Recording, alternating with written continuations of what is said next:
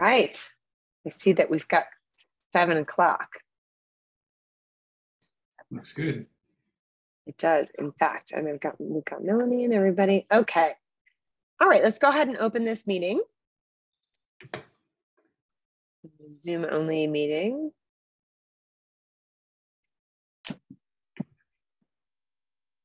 Do we have any, I see a bunch of folks jumping on. Do we have any citizens' comments that are not necessarily on this agenda? Anybody have just general citizens' comments? Can I ask you a question about the agenda? Sure. One of the things that's on the agenda is the potential zoning bylaw changes. And Yeah. I was just wondering that I had been mentioned one time before in your meeting that you were going to send it out to other boards for review and comments, and I have not seen anything. So did that ever happen? Melanie, did that get sent out? Yeah, it did. And it went to Toby. People trying to jump in with you. Can I ask when? I don't know the date, but it was not a while ago. As a matter of fact, the only one that answered was I guess I'll have to talk to you. They're not Sarah. People need to mute so we can hear what's being said. Yep. Yeah. Well, Toby's usually right on the ball, and I have not seen anything. Well, I don't know to tell you, Dave. I sent it out. George got it. George answered it. He was part of the email chain. All right, I'll talk to Toby tomorrow. Yeah, okay. Thank you. That's all I have. It's not a problem. We send it, but see if she did get it first. Yeah. I think Lynn Harding, whoever that is, you look like you are having some difficulty connecting, and that is causing some feedback. Sorry. I think you just need to mute so that we don't get some of the feedback. Okay. All right, so we still have a few more minutes and before the continued public hearing for 73 West Boylston Street. So why don't we go forward with a couple of easy things that we might do. How about the January 11th, 2023 meeting minutes? Did everybody get a chance to review them? Have any comments? I thought they looked good. Thought so too. Okay. I would entertain a motion to approve the minutes. I make a motion to approve the minutes. January 11th, 2023. Can I have a second? Second. Thank you, Frank. All right, we'll do a roll call vote. Mark? Yes. Frank? Yep. Vinny? Yes. Raj? Yes. Yes. Great. That item is done with. Okay. We've still got a couple more minutes before we're going to move on to that public hearing. Let me see if there's anything else we might knock out while we're waiting. How about the annual town report? Yeah, that sounds great. Let's talk about the annual town report. Mark, it's due March 1st. Oh. I have done nothing to it.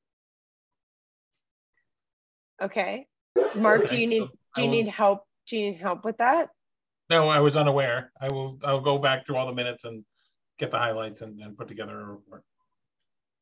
Yeah, Vinny, do you want to tell Mark a little bit about what goes into the annual report? Yeah, I actually sent him an email probably a month or 2 months ago when she originally sent it out requesting it. I sent you an email that had the last 2 years of reports, so you can use those as guides. Okay.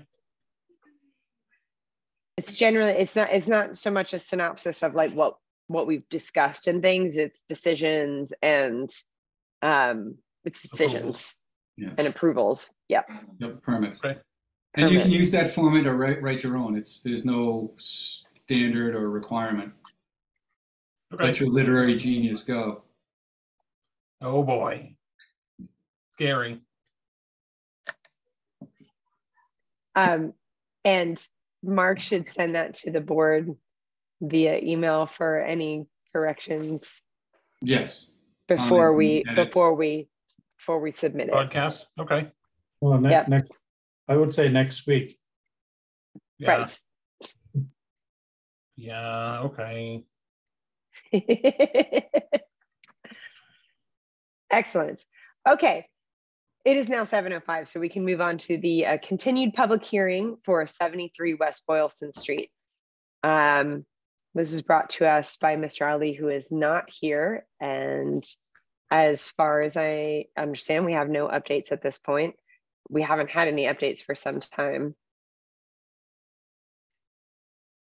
on this particular project. It's been continued a few times. Yeah, we opened this public hearing in October, I think it was 12th or so, in 2021. We've been continuing it open in the hopes of getting some information, and no new plans have been submitted, no background information. We just have gotten requests to continue, and we have, but I think he's not here. We should be expecting to get something. So I'm considering, and we probably should discuss the idea of closing the public hearing and denying the applications. I would entertain that. Other thoughts from the board? I think, we should close this public hearing as well as, I think that he's trying to do other things on the property. So I think that without prejudice, just in case he comes back or comes back to this project, he can just reopen it without having to wait the whatever the 2-year limit or whatever it is. So I think without prejudice is appropriate. I agree with that. Hey, Sarah, Yes, Dave. isn't 73 West Boylston Street, isn't that one of the LIP projects? Well, it's outside of our I know, but I'm area just at saying. this point. Somebody else can answer that question because We have not seen the haven't seen applications for anything. LIP, so we don't know what the LIP projects are. This is a separate application for a 10-unit apartment complex. Right. Right. But I think he's trying to do something else on the property. Perhaps that's it. And since we haven't heard anything in such a long time, it's been continued for such a long time, I think it's fair to just deny without prejudice, and he can reopen if he decides to pursue this particular project that he's already put forward with us. Any new project would need a new application anyway, yes? Yeah, you would have to reapply. Yeah. So I will make a motion to close this public hearing. and what do we do? Do If we have it to is say a without, No, Without just close the public hearing just first. close it? Just to close the public hearing, then we need to take another vote. Okay, For the motion. I will take a second on that. I'll second it. Thank you, Vinny. Roll call vote. Mark, Yes.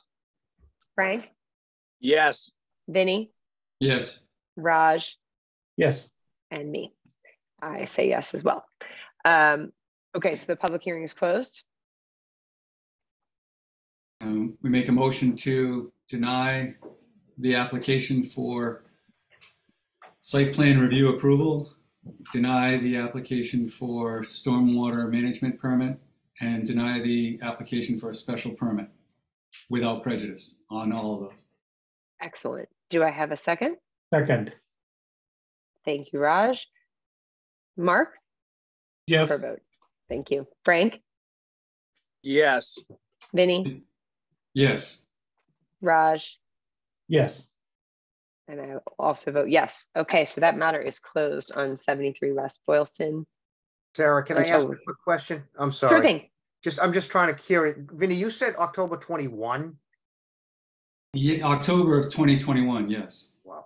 And I'm trying to remember, I know we did a peer review for that project, and I can't remember does anyone remember whether they submitted any new material or the project just stopped at that point?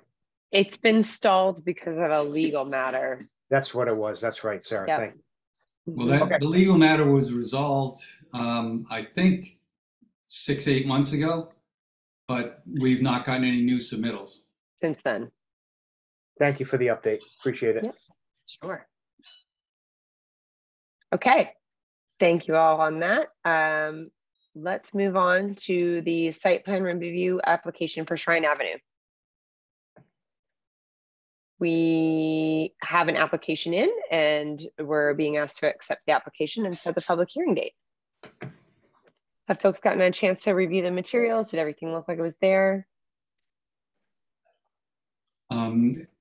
I did a quick look at it. I didn't see an application fee, and I think we had the drainage calculations. I think they did a set of drainage calculations. Has it been forwarded to you, Wayne? Are you aware of it? Sorry, Vinny, this is the first I'm hearing it. Seeing it on the Okay. agenda. Nothing's been sent to me and no communication with anyone. Okay. Is someone representing them here to, I'm not sure what the filing fee would be, but it's a standard based on acreage. Let me try to pull it up.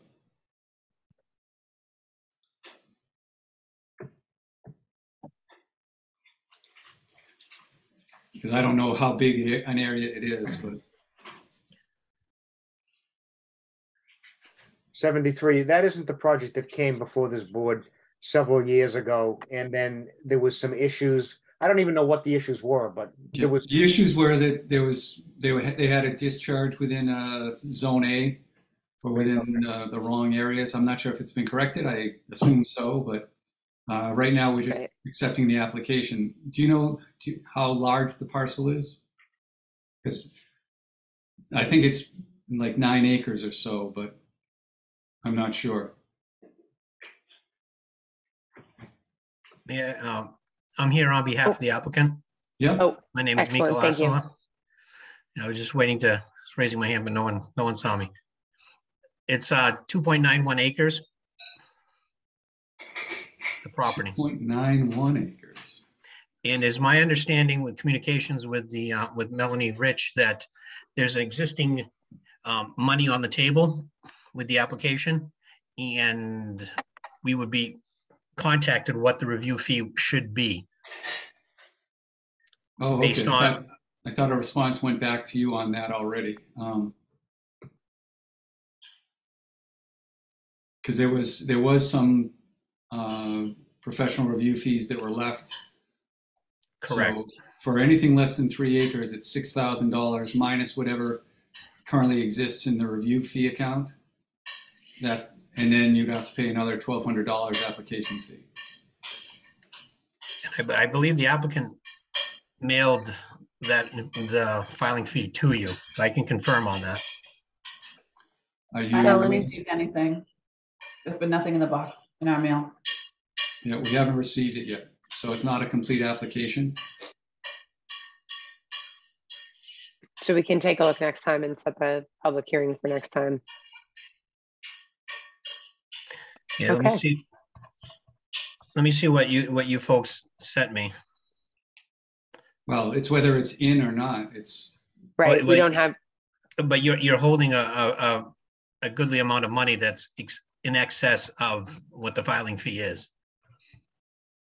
Okay, while you're talking, I'll see if I can get back on and find out what's left. You should have the amount of what it was because I wrote to whoever it was several times. I don't know if it was you and told you what was there, but I wasn't going to determine the fee for you because I didn't know what it was. And that's what you said. Send it, and the board will determine the fee. That was the correspondence that I had received. Well, if they're telling you the fee right now, then you should know what was left in the account. right. yeah. How much was left in the account? Do you know that number? I'm looking at the correspondence right now.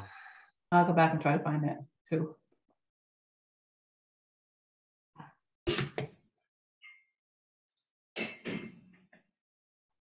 Well, while we're waiting, what's your turnaround time for reviews, Wayne? A minimum of 4 weeks, Benny.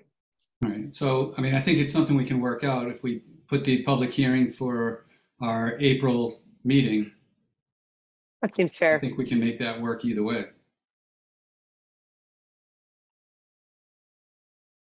That seems fair. Because you haven't even gotten it yet, so it'll probably take a while to get there. All that was in there was $1,624 and change. Okay. So definitely there's money that would be owed. Okay. Well, I would So- take a, So it was broken up audio. I didn't hear what she had said. Melanie, how much, what was the $1,624 and some change. and the fee that Vinny just stated was? $1,200. Plus $6,000. So Yeah, I think you're you at said $6,000. 7,200 minus whatever the number Melanie just said. Lynn, it's on the computer. Take a chill pill. Fine, okay. Actually, it's 1,642, not 24, 1,642.07.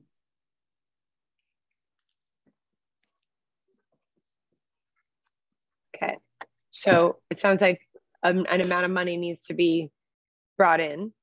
So the application is not complete yet. Do we feel okay about setting it for April so that we have plenty of time? Well, we really can't set it for March, so Right. April Correct. is the next step, and I think that gives enough time for Wayne to review it, make comments, and get comments to the designer. Who's the engineering company on this one? It's Summit Engineering. It's a Summit, continuation of the project. It's kind of just a quick, we have received conservation approval in November. The order of conditions issued November 29th of last year. So just after Thanksgiving. Where does that head? What is that? Well, this In was reference-wise, one then? that, so this was before us before, and this was Correct. another one denied without prejudice because there was no movement for quite some time. And so, so now it is here again. And it starts over as if it was never here before. Yes, Vinny, Correct. or how, yeah. Yeah, it was denied without prejudice. So we were starting from scratch, basically, from a application standpoint. Okay. So When's April our seems meeting in reasonable. March? I mean, in April? That I think it's April 5th, no, April 12th, wait a minute. It's April Second. 12th, but I have a question Vinny, about that stormwater. If I'm gonna try to make up the notice for them to put in the paper, are they including stormwater management permit application or not? Yeah, does the application not include stormwater management? No, it just says no, order of conditions obtained 1129, DEP number, copy included. Oh, That's about order of conditions, so. do you have a stormwater permit? We don't have a stormwater permit. We have an order of And conditions that's been That's approved by the two different Conservation things. Commission. It's like a planning board approval and a conservation commission approval. So you need to apply for a stormwater permit. Okay, just included with it, even though the parameters are exactly the same. I think Correct. you should review the regulations because they're not exactly the same, but you need to include it in your application to us. They can revise the application sheet to include it then. so possibly we should not set this public hearing at this time. Well, we can Or- always not open the public hearing if things are not submitted in a timely Properly. manner. I mean, I don't think it's going to take long to complete this site stormwater management permit application. So I don't want to hold Fair them enough. up a month for that, but we Okay. need the whole complete application, the revised Okay. application and the forms. I don't think there's even a fee for the stormwater permit, if I remember right. We got to work on that one. Vinny Kevin and Sarah, Field can I listened just to ask can I just ask a question for clarification, maybe for the applicant engineer's clarification? I believe the planning board is the stormwater authority of the town, correct? Well, the DPW. planning board, the conservation commission, and the building inspector are all stormwater authorities. They should have asked the conservation commission for a stormwater permit, I but see. I assume they didn't, so the commission didn't give them one. They are now to us, we could give them one, or when they go to the building inspector, that's a time when it's possibly given, but typically when it's site plan review, we do the work and do the investigation and checking. Got it. Okay, thank you. All right, I would accept a suggestion on this, on the setting of the. Do we have, I forget, do we make a motion on these or do we just set it? No, We just you set are it. the chair, you said it. I think we just said it. Okay, so let's make this for our April meeting, which will be April 12th at 7:05, the public hearing for the Shrine Avenue project. Yeah. It would be good to get a number, an address. Yeah, because I've got property, so we'll be able to reference it throughout the future. The hard part, I think, is there's currently a 61 and there's currently a 63, if I remember right, or somewhere 63 and 65. So coming up with a number might take you a little while. So I'd like to get that in the process as soon as possible. It should be maybe on the application, yes? There's no number. It's zero. The address that the town has is 0. The address Okay. of the lot, because there's Correct. no number. There's just an assessor's map and parcel. There's no street number for it because there's no structure there. Gotcha. Right. So getting an address that is an excellent idea, Vinny. Okay, so we're gonna move on from there. We've got a public hearing set for that project for our April meeting. Sarah, could you repeat the date? April what? I'm sorry. It's April 12th. Well, Thank you. So you need a check and an application form from us to add to the site plan and special permit application. Yep, and then Correct. review the stormwater regs to make sure you submitted all the stuff that would be associated with that. Actually, it's a stormwater bylaw. We don't have regulations yet. All right. Anything else on this one? All right, great. Let's move on.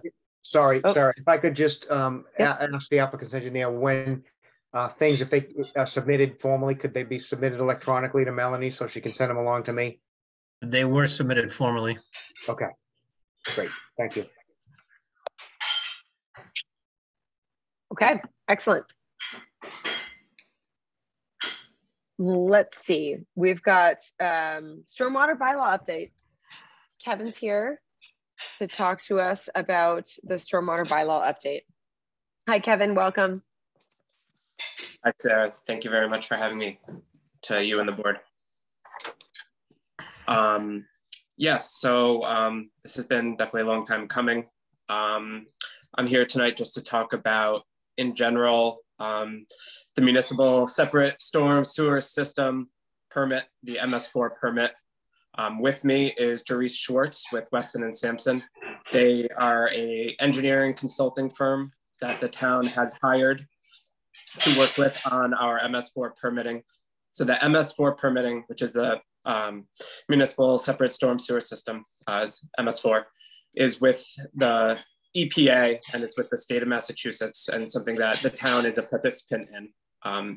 This was originally done back in 2003. And with that, we have our current rules and regulations that are in line with the 2003 permit.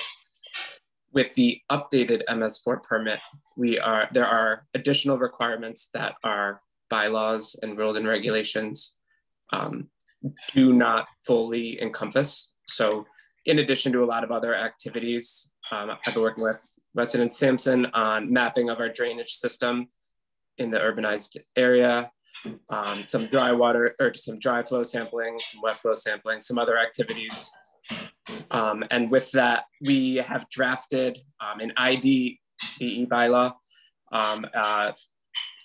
stormwater bylaw, and a stormwater rules and regulations. Now, these are all drafts. They were provided to you prior to this meeting, and the stormwater bylaw and the stormwater rules and regulations, you received 2 copies of those. One is a clean one. That's just a little easier to read. There's another one of each of those that has comments in it. One for you to see some of the comments and some follow-ups that'll be necessary on those. But I don't want to be overwhelmed and see how much paper there is. When you boil it down, it's half as much because we don't have, it's not that much. Our main goal really was to encompass the existing materials and organize it into a more concise document.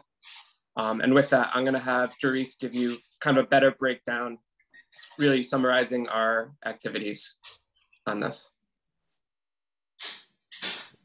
Thank you so much, Kevin, and thank you to the board for having me here tonight to speak. We do have a presentation. Should I go ahead and share my screen? Would that be okay? Or I don't know if I have sharing privileges. Yes, please do. You should be able to do. Okay, great. Thank you very much.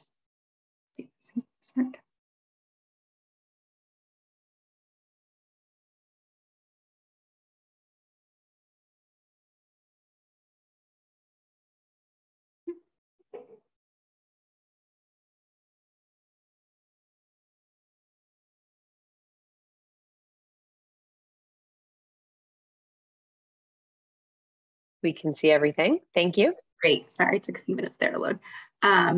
Okay, yeah, as Kevin mentioned, tonight we're here to talk about stormwater regulatory updates related to the town's MS4 permit. Sounds like this is a timely discussion given some of the references to stormwater regulations tonight.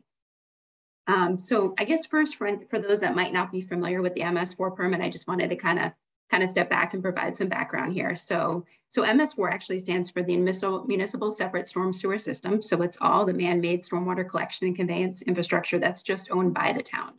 So it includes your drainage pipes, manholes, outfalls where obviously where stormwater leaves and enters the receiving water, culverts, any other type of structural stormwater best management practices that are used to treat stormwater, all that constitutes the actual MS4. So just providing some background. So the MS4 permit is basically an extension of the Clean Water Act. The National Pollutant Discharge Elimination System program was promulgated through the Clean Water Act. And originally the focus of the NPDES program was on point sources of discharges to the waters of the United States, mainly focusing on wastewater, industrial wastewater, less of an emphasis on stormwater until later on when it was realized what an impact stormwater discharges have on receiving water quality. And from that came the Municipal Separate Storm Sewer System permit that we're discussing today. The permit in Massachusetts was originally issued in 2003. And at that time, the town applied for coverage under the permit. Not all of the town is actually regulated under the permit. So it's all based on census data. So based on 2000 and 2010 census data, urbanized areas were designated based on population density. And so those are actually the regulated areas of town that you can see on the map. And again, it regulates all discharges to waters of the United States. So if there's a discharge that doesn't directly go to a water of the US, and technically it's not quite regulated under the permit. So the permits were issued in 5-year cycles. Again, the first permit was issued back in 2003 for 5-year permit. It was administratively continued for many years as EPA had developed draft permits that were released for public comment. A new permit was not finalized until 2016, and that became effective on July 1st, 2018. The town was required to submit a notice of intent to EPA to obtain coverage under the permit, outlining how the town intended to meet the requirements of the permit. So again, this is another 5-year permit. And so we're actually already in the 5th year of this permit, and it expires on June 30th, 2023. And at that point, we'll be expecting another draft permit from EPA at some point. But again, the permit's always administratively continued in the meantime. Just kind of taking a look at the comparison, the comparison of the 2003 permit versus the current permit in 2016. Definitely a lot of additional requirements. I think the new permit has over 200 requirements in it, a lot stricter timeframes for implementation, more documentation and accountability, lots of reporting, following up with EPA. The town actually files an annual report each year in September outlining the activities that were completed during the permit year. And so EPA is reaching out to communities, making sure communities are on track. And the regulations that we're going to talk about tonight have definitely been at the forefront. I know EPA has been checking in with communities and making sure they have the required regulations in place. Another big piece of the current permit is related to impaired water, receiving waters, and certain requirements related to nutrient impairments, bacteria impairments, solids impairments for certain water bodies that don't meet designated uses based on the 303D list. And so that also kind of gets touched upon as well in the regulatory updates. So there are basically kind of 6 main elements of the permit. So these are kind of the main areas of the permit with the belief that certain best management practices implemented in each of these different areas will hopefully have a positive impact on water quality. So there's public education and participation. Obviously, the town's been trying to reach out to certain different groups, the residential population, commercial properties, looking at how they impact stormwater and what they can do to improve water quality. And then I guess there's kind of three main elements actually that we're going to talk about tonight that are highlighted here and that impact the regulations. But one is illicit discharge detection and elimination. And basically that's making sure no non-stormwater discharges that are impacting water quality are not entering the storm drain system. So the town, I know Kevin had mentioned, the town has obviously been doing a lot outside of these regulatory updates to comply with the permit. That includes, mapping the town's drainage system and actually investigating the town's drainage system, sampling at outfalls during dry and wet weather, and also isolating flow within the drainage system to try to identify any non-stormwater discharges that could be impacting water quality. So that's one kind of big piece of what we're going to talk about tonight. The other side of this is construction and post-construction stormwater management and how construction operations affect stormwater quality, and also how once construction's done, how the stormwater treatment systems that are being put in place are being maintained kind of going forward as well. And then the last item is pollution prevention, good housekeeping. That really looks at municipal practices and operations and how those impact stormwater quality. And so we've been working with the town to develop a stormwater pollution prevention plan, for the DPW facility, looking at doing regular inspections relating to that, and developing overall operation and maintenance procedures, as well as doing some employee training. In addition to the town's traditional practices of catch basin cleaning and street sweeping, which have also been enhanced under the permit, and inspection of municipal stormwater treatment structures as well. So that kind of just gives you a synopsis of the main elements of the permit. So I guess in terms of an illicit discharge, so this was also, I should say this was kind of a requirement of the 2003 permit, so going way back, that the town was required to have legal authority to basically prohibit illicit discharges. So again, any discharge that's not comprised entirely of stormwater from getting into the town's drainage system, to be able to have a mechanism to actually investigate suspected illicit discharges, to be able to go on private property and make maybe dye test or do whatever they need to kind of confirm where a potential source might be, and where does it discharge? Is it going to the town sewer system, the drainage system? Again, is it impacting water quality? Also have the right to eliminate illicit discharges that are found, and maybe that are under the purview of a private entity, as well as obviously the goal is, as part of this overall program, is identifying any type of illicit discharge, whether it be from the town's sewer system or a private septic system or whatnot. So, and then giving the town the ability to take appropriate enforcement procedures and actions. And so, again, this was a part of the 2003 permit to have this regulatory document in place. And so West Boylston does have some language in their current sewer use regs that I think the town historically was kind of hanging their hat on for compliance, that discuss kind of discharges to natural outlets. It also does give the town the right to inspect private property and to implement enforcement procedures and whatnot. But there's no mention of an illicit discharge in the sewer use regs. It really doesn't meet the full intent of the permit requirements. So the goal here was to develop a bylaw that would fulfill the permit requirements.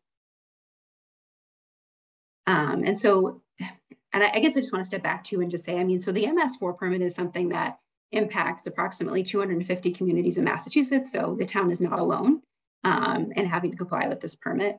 And so all of those communities are tasked with developing what's called an illicit discharge detection elimination bylaw. And under the 2003 permit, the State Attorney General's office did put forth kind of some model bylaws for all of the regulations we're discussing tonight, but one was for an IDD bylaw. And so in developing something for West Boylston, a lot of what was previously developed as part of that effort was utilized. But this bylaw, again, specifically talks about the drainage system versus, prior to the sewer use regs, which were really more focused on the sanitary sewer system. Under these regulations or this bylaw, the authorized enforcement agency would be DPW or a designated agent. There are certain allowable non-stormwater discharges, some exemptions that are highlighted in the bylaw. And there's a pretty long list there that you can read through. But again, it provides the town with the right to access private property again, to complete tests to confirm where a potential source might actually discharge, whether that's through inspection, visual inspection, or like I said, a dye test or whatnot. But it gives the town that authority. And it also levies fines for non-compliance. So that kind of is the IDDE bylaw piece. And as Kevin mentioned, we're kind of talking about 3 different regulatory documents tonight.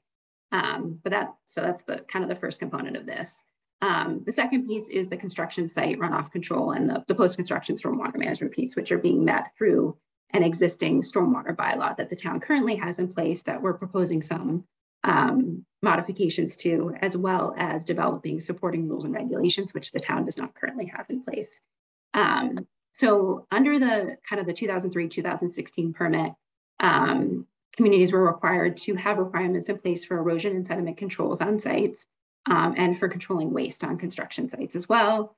So in the permit, it stated that there's a 1 acre threshold for disturbance that where these certain requirements related to construction and post-construction that we're talking about would apply. As far as post-construction stormwater runoff control, the permit specifically highlights including requirements for low impact development practices, looking for opportunities to reduce impervious cover, encourage nature-based solutions, green infrastructure practices. There's certain pollutant removal requirements that need to be met. We talked a little bit about nutrients tonight, certain phosphorus removal requirements, total suspended solid removal requirements, as those relate to both new development projects and redevelopment projects.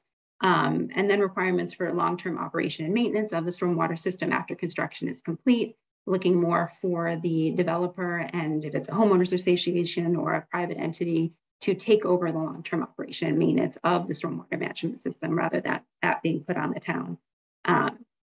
And then requirements for submission of as-built plans within a 2-year time frame. So it's kind of the highlights there. We talked a little bit about impaired waters. So there's a number of receiving waters that were recently put on the 303D list of impaired waters in Massachusetts for chloride. That includes Gates Brook, Scarlet's Brook, 2 unnamed tributaries to the Wachusett Reservoir. And we are currently working on developing a chloride reduction plan for the town. And as part of that, they're asking that any regulatory mechanism in place for stormwater management must also include a measure to prevent exposure of salt stockpiles to stormwater at commercial and industrial properties within the regulated area. And so we've also worked to kind of incorporate this language as well into the regulations at this time. Also minimizing salt use, requiring the use of salt alternatives, all going to be rolled into this kind of comprehensive chloride reduction plan. So I guess just going back to kind of where things currently stand. So the town adopted a stormwater bylaw back in October of 2007. Again, that was to comply with the 2003 permit requirements. And so a lot of the updates that we're talking about tonight are being proposed to comply with the 2016 permit requirements. And again, the stormwater bylaw was in place, but a lot of the teeth also of the regulations and requirements, which would be in a stormwater rules and regs document, were not developed at that time. We talked about the 1 acre threshold. Currently in West Boylston, there's actually a 10,000 square foot of disturbance threshold by which applicants would be required to submit a stormwater management permit application and comply with the requirements of the stormwater bylaw. So as far as the updates go, we kind of looked at the stormwater bylaw holistically, made some updates in terms of reordering of sections, adding some definitions that we felt, maybe were absent, maybe moving some definitions to the stormwater rules and regs, clarified like some of the performance standards and the applicability section and authority. I feel like kind of tried to make that a little more clear and straightforward. There was a section on application fees in the stormwater bylaw that we moved to the rules and regulations, trying to think about knowing for the stormwater bylaw updates going forward, anything that doesn't need to be there that could be in a rules and reg document, we feel is beneficial. Obviously, the process to update the bylaw is a little more of a lengthy process. Obviously, you have to go before town meeting, where you don't have to do that with the rules and reg document. So I think it's important to try to limit what's included to in the stormwater bylaw to what absolutely needs to be there. Added a section on surety requiring security funds for stormwater construction from the applicant. Again, supporting stormwater rules and regs were never formally adopted at the time the bylaw was developed. So the goal was to develop those regs as part of this effort. And you're saying the rules and regulations don't have to go before town meeting, they can just be adopted. Yeah, so the way your bylaw is currently structured, it gave you the authority to adopt stormwater rules and regulations or to revise an existing stormwater rules and reg document at any time as long as there was a public hearing.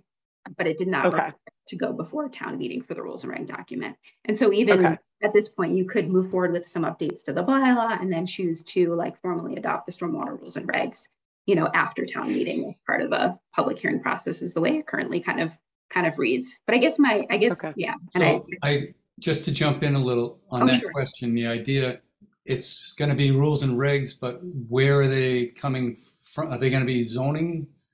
Or are they going to be general bylaws, or are they just rules and regs from the Stormwater Authority? I know we were talking about this, Jennifer and Kevin, a little bit. So I think it's through the general bylaw, is my understanding, the way it's currently set up.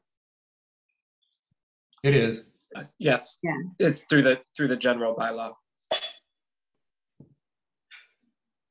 But where are the regulations going to be housed? I mean, the regulations, they're not going to be planning board regulations because they're going to apply to the zoning board of appeals, the earth removal board, Concom, and the building inspector. So I'm not sure where they're going to go or how they get into that mix of all of them. I mean, I guess I think of the stormwater, I mean, they're referred to in the stormwater management bylaw, and the bylaw would be like an overarching bylaw, right? That would cover everything related to stormwater management. Yes, that's true. That's what it currently is. It's a general bylaw, but the regulations are in, at least for the planning board, we adopt them by a public meeting and a vote. But when we can't, I don't know that the planning board can adopt regulations that apply to the zoning board of appeals and the earth removal board and the conservation commission. It's possible. That'd be great if we could do that, but I don't know that they would always want us doing that. Madam Chair, through you, if I could, that is a great question, Vinny, and I'm going to have another follow-up question about who would have the public hearing prior to town meeting if there's a decision to go forward with the bylaw changes. So I think that that's a question that's appropriate for town council because it does cover different entities and where is that appropriately housed. I do understand the question. Okay.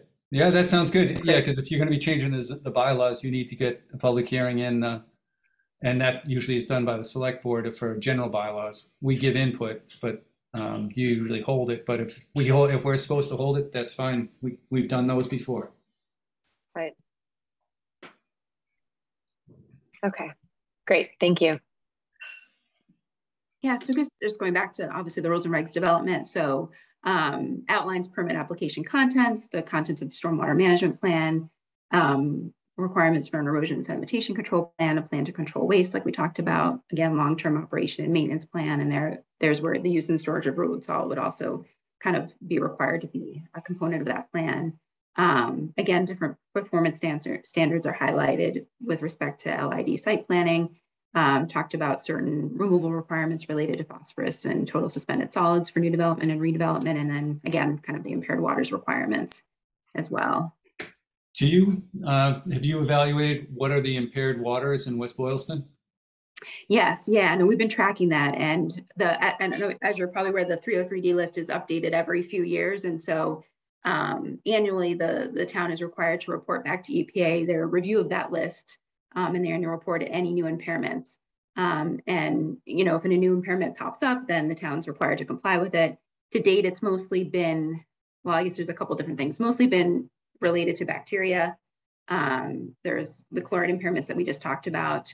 There's also a phosphorus impairment related to Lake Quinsigamond that we're also kind of working through with EPA as well at this time. So those are kind of the main kind of impairments that are on the town's kind of radar.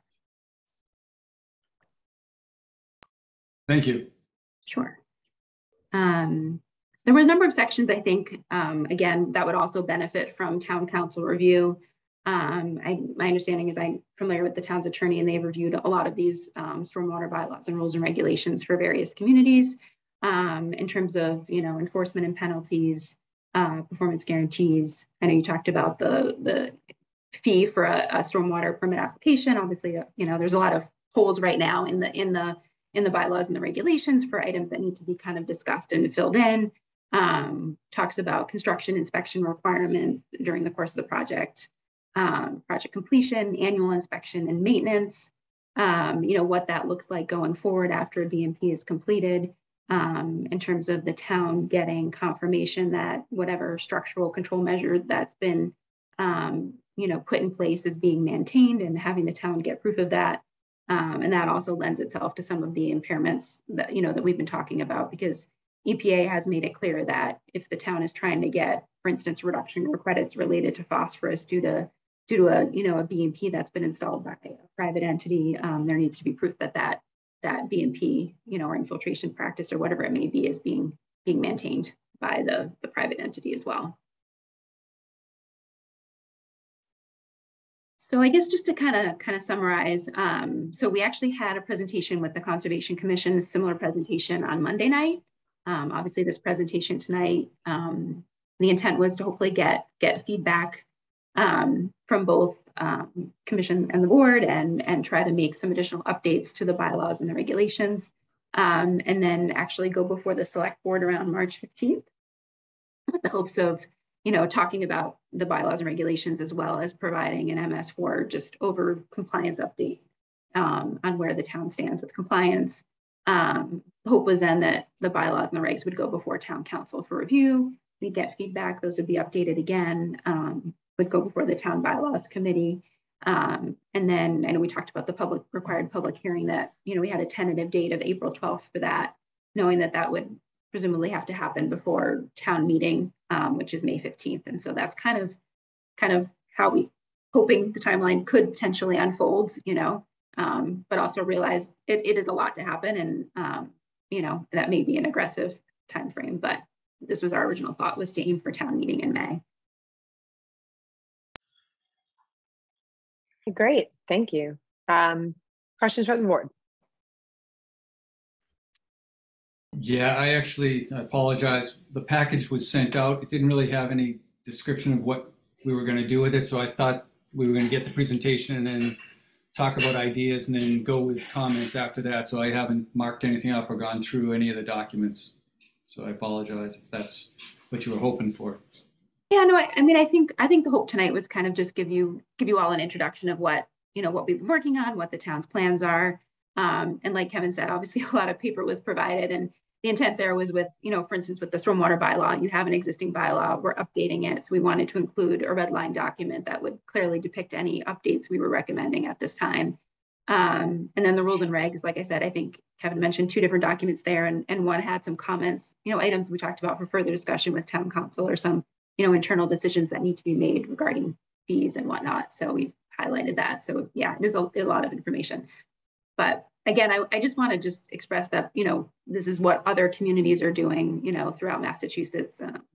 And I feel like the language that's been included is, aligns with what other communities are implementing to meet this permit requirement.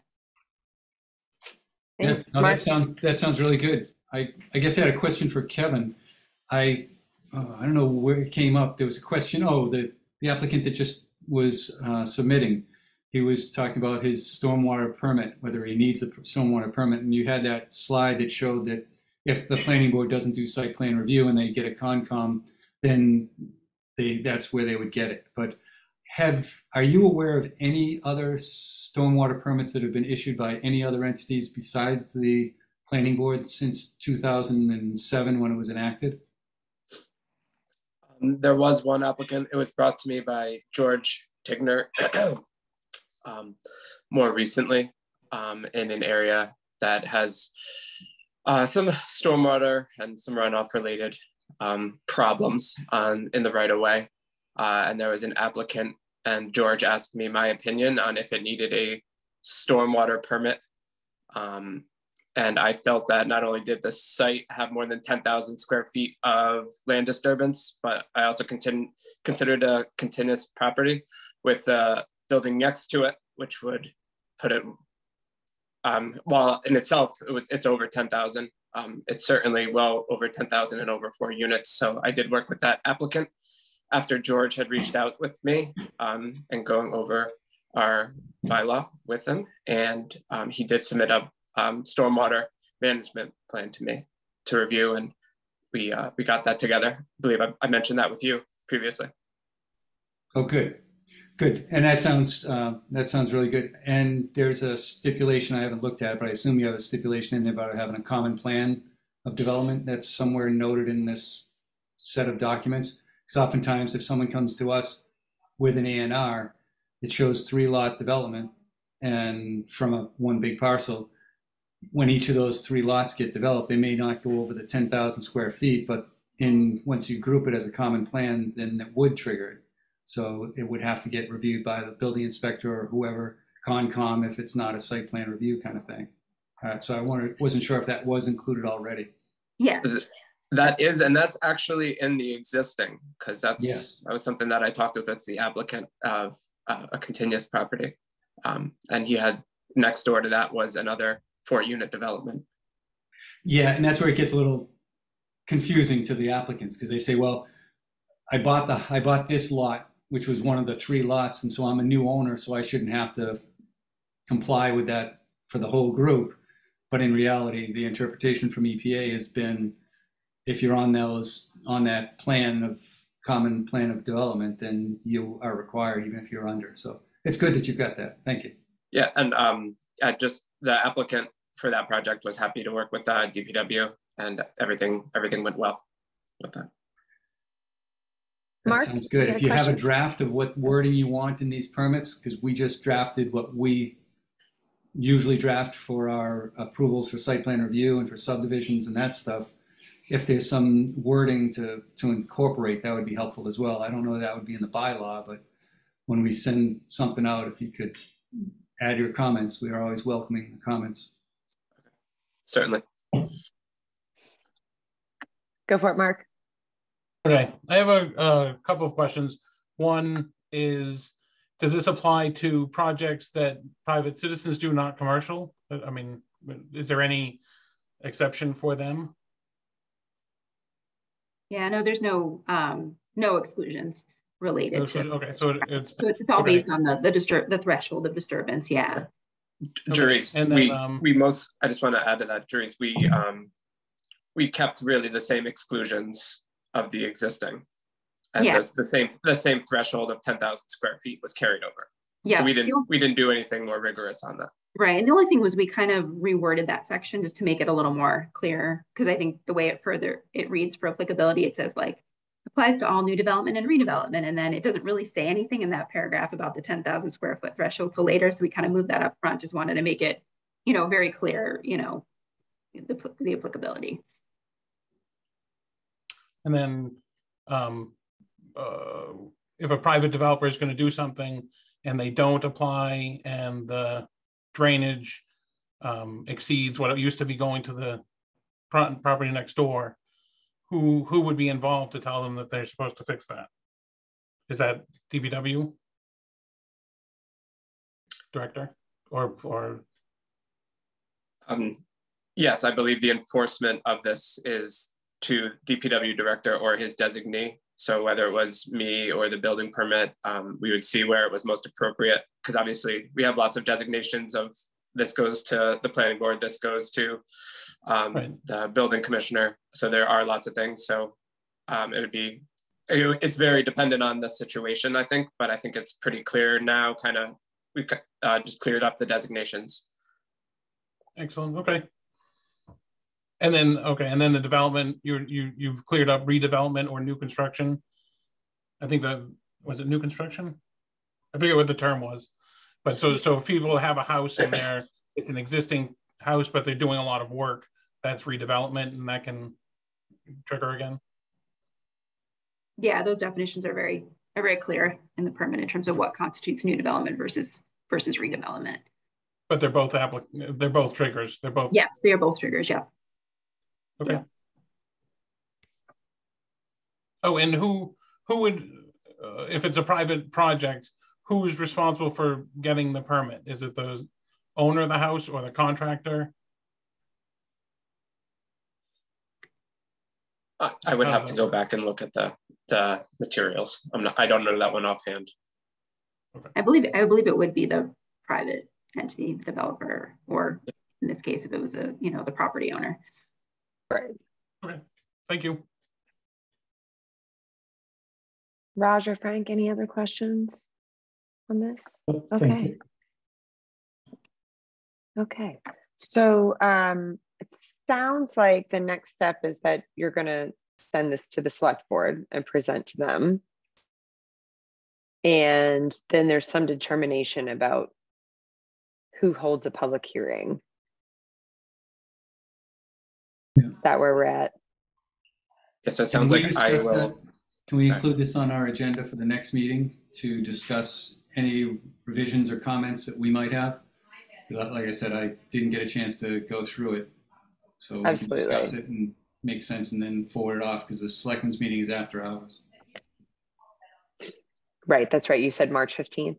Therese, is that right? That you were planning to send to the that's select what we were board? kind of targeting, just to kind of give us enough time for legal counsel. I think they need like 3 to 4 weeks for their review. So we're just trying to, if, like I said, if it's possible to hit that target with town meeting. I know Conservation did ask for some follow-up information that we're going to be providing to them this week as well. So, Mark, did you have a...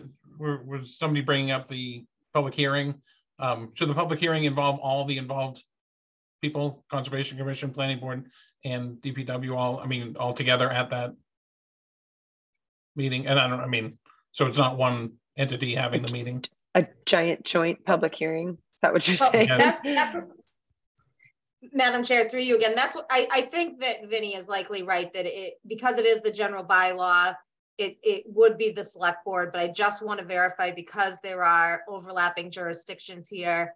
My inclination is that it's likely going to be a select board public hearing, and that Conservation Commission, Planning Board, ZBA can all attend and participate, but that it would not be a joint public hearing. But I do need to confirm that with council. Okay. So yes, absolutely, Vinny. Let's put this on our next agenda just so we can discuss any comments as a planning board that we want to send off to the select board in advance of that meeting. That seems fair. And get back to Joyce and Kevin as well. And we'll go from there. All right. Thank you very much for the board's time this evening. Yeah. Thank you. Thank you. And thank you, Joyce. Thank you for coming in. Thank you. All right. Take care. Okay. Let's move on. We've got a couple of things that are a little bit more internal, and I know we've got folks here to talk about stuff. So let's move on to the 20 Holt Street project update. So the board is going to discuss here. We've got, thank you, Mr. Lenkarski, for sending, you sent us a lot of emails over the last couple of days with a lot of documentation. So we really appreciate that. And the board is going to now discuss where we're at and the request that you put into us. So I appreciate that. And so for everybody's, so we've got a bond request that we're looking at or a bond estimate and determining exactly what that amount is and should be to move forward on the bond part. And there's a request. We've got some new HOA documents that came in, the amended documents that have been forwarded to town council, and those will be reviewed, but obviously we don't have a response on that yet because they just came to us. And thank you, Jen, our town administrator, for sending them on to town council promptly. We have in play also an agreement through that it was given to us by town council to be enacted here with the 20 Holt Street project regarding a license and liability. I'm going to use the wrong words here, but of liability for the town regarding the wall that is in the easement area. So I know we have that in play as well.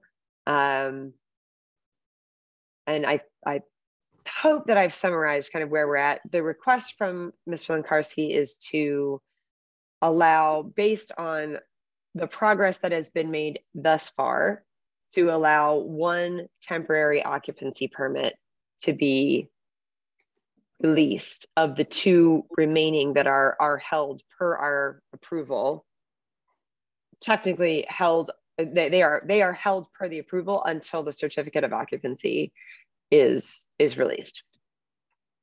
Did I miss anything, board members? I think we're all up to date there. Yeah, in Wayne's review, there were the idea of the ramp going into the basin not being completed, the pavement on the abutting property not being removed. There was also the 18 to 20 foot access road or access driveways question. I saw in Mr. Lenkarski's response that he thinks everything's fine, but I haven't received anything from Wayne saying it's fine or from the fire chief saying it's fine. So as far as I'm concerned, I wouldn't want to release anything until the job is done. Let's finish this. He could have removed that stone wall that's on the town property at any time, just because it's cold out. There's construction projects happening now. There's no reason why that can't be removed off the town property where it doesn't belong. It was never on the plan, never on the permit. So I don't see any real progress being made in the last month. So I'm not interested in the bond. I don't need to haggle over the amount of the bond. I just want to see the job done, finished, and then the people can move in. Okay, thank you, Vinny. Raj? I do express the same sentiment here. So the thing is, I don't, there is hundreds of email back and forth, and there was a lot of talk. But my view is there is nothing has been done. And also, since this, we have seen it through many other projects. Once you issue the temporary permit or occupancy permits, whatever it is, we will never ever get anything done by the developers. We have seen it, and people were coming back to us.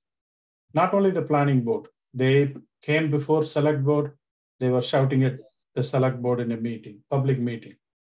So, there is an excuse for the town wall. Do we really want to put the town in a, financial as well as other liabilities?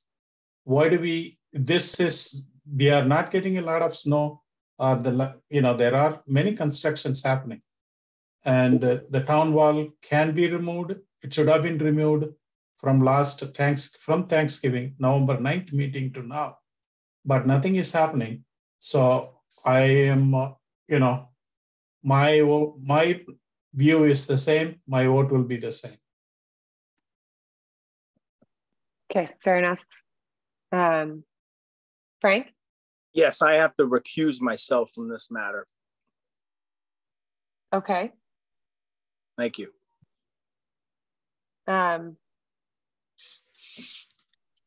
Mark, do you have anything to add here? Mark, you are muted. Yep. I thought you had, I think you clicked the button, but it didn't quite happen. I unfortunately share the other two opinions here, and I am in the confusing situation here on the planning board. For the first time ever, we've been able to enforce wanting to finish our projects, and unfortunately, I guess it is working flawlessly. I think we should do it on other projects, but I think that we also have to sort of make it play its way out. Hold the line. Vinny, is it true that we have never done this before? No, this condition has been included in other projects. It has not always been enforced on other projects, and that's where we've gotten burned in the past. This time in the conditions that we have with the administrators now and in the past, they've encouraged the building inspector to follow the rules and follow the permit requirements. And so it is being enforced. But it's been always been the stance of the planning board to have this type of a situation occur so that we get everything completed. And so now that it's actually coming to us, I wouldn't want to fold and not enforce our own requirement that we've been asking the building inspector to enforce for the last 5 years. Even in this project, the building inspector did issue 4 permits, which should have not been issued. So the building inspector was repeatedly told, and also Mr. Lankasi was also told, we won't be issuing a temporary until everything is done. So I think, we do. The only very disappointing thing is, when they build the buildings, after that, incomplete. So as built, we never ever get as built. And also the project has been not closed out for 10 years easily. So that's the thing, it does, even in this project, the stone wall should have been came within 1 or 2 days. It should have been taken out, but in this case, it's not happening. To me, the important thing here, so since I've been on the planning board, which is only my term here, so 4.5 years, none of the projects that all of the projects really have started before as far as these residential projects where units are being sold out, have started before I have been here. And so I think it's important to note that this is not the only time that this limited number of temporary occupancies have been placed into a planning board approval. And it's just not been enforced before. But just because it hasn't been enforced before doesn't mean it's wrong to start enforcing it, right? I mean, that's the point of it being there. But what, can I speak for 1 second? I please go ahead and respond, yes. I just am curious why I can't get relief. I mean, if you are holding 1, like I explained, the units are going for over 500,000. So you're actually holding back 500,000. If you still give me 1, you're holding back 1 unit worth 500,000. Of course, I'm going to complete the project. I've been struggling to complete this. Raj, I didn't understand that wall was in its position until I got my as-built, which is in December. I'm not sure why you referenced November. We got the as-built in December. I'm the one who brought it up to the board. I understand the importance of it. I'm the one who brought it to the board's attention. I understand that. There's a lot of things that have happened since now and then. I'm doing multiple things. The wall will come down.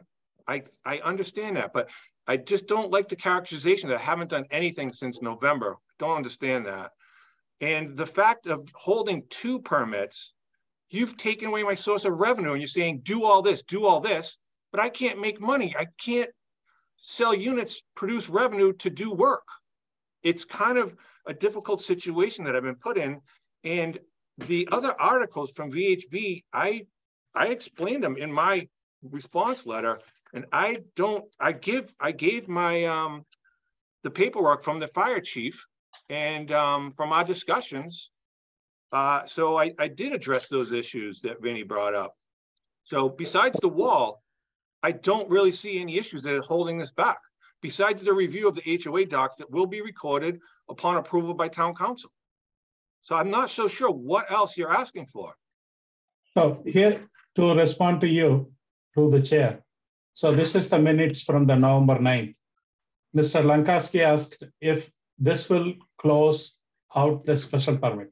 Mr. Vignelli said the special permit runs with the property.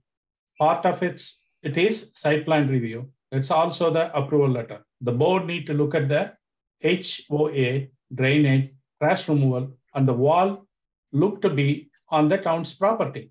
An easement is needed if it is. So it was discussed in November 9th. But it wasn't confirmed. It was not confirmed until the surveys went out there. It was mentioned in November 9th. I'm not making it up. No, okay? no. It wasn't. It was not confirmed until the engineers came out and confirmed it on an as-built. And I've submitted the okay. So the wall issue, would be addressed in a week at the select board's meeting with the license agreement. That will hold the town harmless. In my letter, I asked till May 1st to get the wall out of there when the ground thaws. That's all I'm asking. You'll have a bond, you'll have a unit. I'm not so sure what are we trying to accomplish here by holding up multiple, you're gonna hold up one whole unit and a bond. How much more security do you really need to feel comfortable? I'm gonna finish this project that I have been trying to do everything else to close out the project. I keep being compared to your other past projects. I understand that, but I don't think it's fair that I'm guilty until proven innocent here.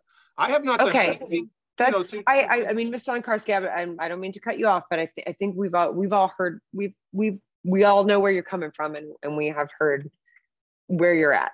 I think the bond we don't have to have a bond necessarily. I think we all have to vote to accept a bond. Is that correct? Penny, right? And Raj, right? We have to vote to accept a bond for remaining work. Whether we accept it or not doesn't mean it doesn't have to be done. Like, it has to be done in order to get to the certificate of completion part, right? So what I believe where we're at here is you're offering the bond to try to as in exchange for one temporary occupancy, correct? Yes. I'm trying to meet you halfway and saying, look, I am trying to get this done. The bond will give you added insurance or, certainty that I'm looking to finish this out. I mean, I know you can't take this into account, but we live at this project. We're not going anywhere.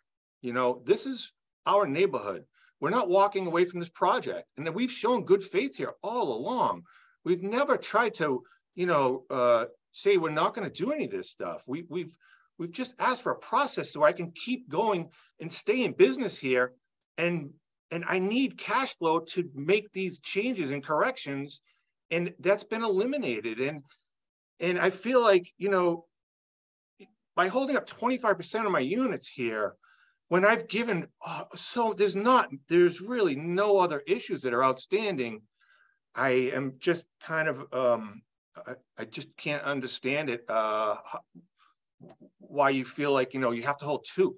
All I'm asking for is one. Actually, if I could jump in, Go ahead, the idea of two is it's been in the approval letter and the special permit since it was written. So you should have planned and known that this condition was there, and you should have been aware of it before you got the buyers, got your work set up and organized your schedule.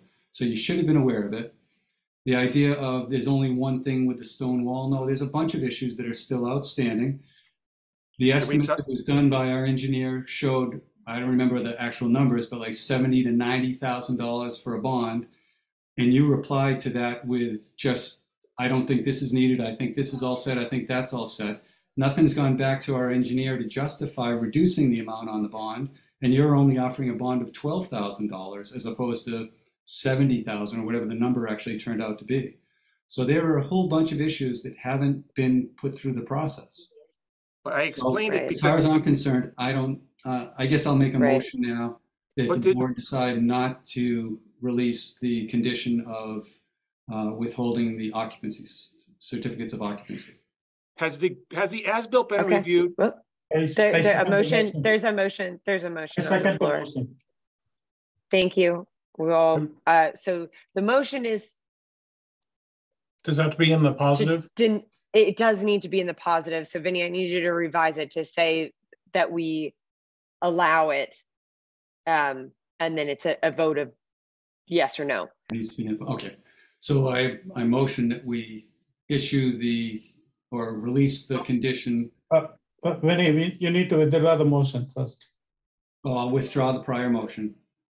And I move that we issue or authorize releasing the requirement of holding 2 temporary certificates of occupancy until a certificate of completion is done, and revise that to be just 1 certificate of occupancy to be held. Okay, thank you. There, do I have a second? Second. All right, we're gonna roll call vote. Vinny, you're on first up now. No. Raj? No. Frank is recused. Mark? No. And my vote, I'd be willing to give you 1, but that doesn't, that's where we stand. So unfortunately, this motion does not carry. And that's where we're at. Can we just have a little discussion real quick? We can't actually, because that really closes the matter. There's not really any way forward here beyond, you don't have to put up a bond. Nobody's accepted a bond unless anybody wants to entertain that. The deal is complete the work, certificate of completion gets done, and then you can have both the occupancies is where we're at. That's not what it said. That's not what it says in your decision. It says the as-built has to be accepted, and that's it. And the certificate of conformity. That's what it says in the decision. Has my as-built been reviewed for this? Because that's what it says in the decision. This isn't a public hearing. Can we move on? And I don't think that is true. If he wants to write something up and complain, reference some document, that would be great. I don't believe what he's saying is truth, but we can discuss it. I have it right here. I have it right here. Number 16 in the decision. It says it right here. I don't think sending it to us though means acceptance. No, sending it to us just does not mean that we accepted the as-built. I am asking if it's been reviewed, and I'm asking. That's what's holding up my temporaries. Is this the approval of the as-built plan and the engineer certification? That is it. That's what it says in your decision. I don't have to complete the whole project. That's not true. It says until the planning board accepts the final as-built plan and the engineer's certification. That's it. But we haven't done either of those things. But I gave them 2 months ago. Again, I mean, sending them to us doesn't mean that they're accepted. I understand, so can I ask what's not accepted? Well, there's still outstanding issues. Otherwise, there wouldn't have been all these amounts set in the bond. And we're not going to talk about that? The as-built is the final part. The as-built is the final thing. This part I've at least, we've been part of several times. The as-built comes in, everything's accepted, and then we issue the certificate of approval. There's like maybe 2 meetings where that happens. And that's not where we are with this project, unfortunately. So I get any feedback about what I've how do I discuss this and finalize these issues then? Who do I talk to? I gave a response to all of VHB's issues, and I explained exactly what it is. He said they're not 20 feet on the driveways. They're not that on the site plan. That's not what was proposed. It's 18, 17. So it's a non-issue. So what we need to do, if you're looking for answers, you send your response, I guess, back to the planning board. We'll send it to Wayne and have him review because you were updating the as-built plan, I thought, from December. So I guess we've received a new one, and he'll compare it to what has been walked out at the site and confirm that it either complies or doesn't comply, and then we'll make our decision at the next meeting. Okay, look at guys, we have to have a quick conversation here. I did a response letter to all of VHB's issues. On the as-built, I was requested to put the utilities and any easements. He cannot verify any of that stuff by a site walk. So there's got to be a different avenue here because that won't work. I don't know. I don't know what you're saying. An as-built plan should have all these certain things. Does your as-built plan have those things on it? Does my proposed plan have those things on it? Like the road, the driveway widths. He has them down as 20. They're not 20 on the plan. Can you answer the question and not come up with something else? Does your as-built plan that you submitted have the contours, the easements, and all the utilities that are required of a regular as-built plan? Yes. And when did you submit that? I gave it to George 3 weeks ago. And it hasn't gotten to us. You have not submitted it to the planning board. I gave it to the I haven't town. seen it. I mean, I haven't seen it. I would look at it. I was looking for it today. It's the same thing as the other one, just has the utilities on it. That's it. I mean, it's to hold up somebody's occupancy for this petty stuff. That whole issue is passed. So your issue is to finish this job out is what we're trying to do. Because that's I want to get this job done. The issue is for you to accept the as-built and the conformity letter by my engineer. That's it. Well, we haven't gotten your as-built plan. You did, and you asked me to update it, and I did. You said you gave it to the building inspector. You didn't give it to the planning board, so I don't have it. And so we have, and which we have to look at, and we would give to Wayne, and then we would move forward from there at the next meeting. So let's move forward from there. Send it to us. If you send it, if it's great that you send it to George, send it to us. We will look at it. We'll send it on to Wayne. We will discuss it at the next meeting. And hopefully we can move forward. Do we have the engineer certification? Yes, that was given in December. Yep, that I remember seeing that, though. Okay. There was a whole bunch of issues that were not noted on it, but that's the least of the problems. Okay. There is no problems here. This is obstructionist, and this is just not fair.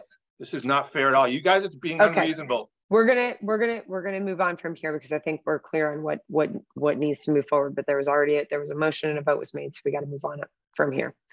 Thank you, Mr. Nkarski. For those of you who are here to support the process, thank you for coming. And we're going to move on to the rest of the meeting. So the next part of the meeting that I wanted to get to before we close out for sure is the zoning. But well, first, actually, so I can just Mark on the subdivision rules and regulations. I don't have anything from you as far as like red lines, like here's what it is. No. I want to scratch it out. So I'm gonna get rid of it. We're gonna move forward from there. We have some zoning changes that we've put forward. George sent us some George is the only person who sent us some comments back. He was with us when we were doing the edits on the last version. And so I am not sure what, what he wants to see different from where we were before. He provided comments that he needed more clarity on something, and then some other comment and he's the professional. I'm expecting him to write what he wants in there so that he can revise it, and we'll discuss what his recommendations are. Just come up with wording that he wants, not we got to come up with something else. Because I think I did something. I tried to revise that whole habitable dwelling, and I know some people didn't like it, but I revised that with another word or two, but that was the only change that I think we've made to the proposal that Sarah had sent out. I think that's right. So my question then to the board is, do we feel, without George being here to give us direct, like actual wording changes, do we feel okay about setting a public hearing for these? We can still amend them, I would think, right? During the public hearing process, accept something as amended. As long as we're not changing the intent or a significant change to it. Sorry, I'm trying to bring them up, but I have to, my OneDrive is verifying, so I can't get at it at the moment. Well, I've got it. If I can share my screen, maybe you can definitely share your screen. And let me.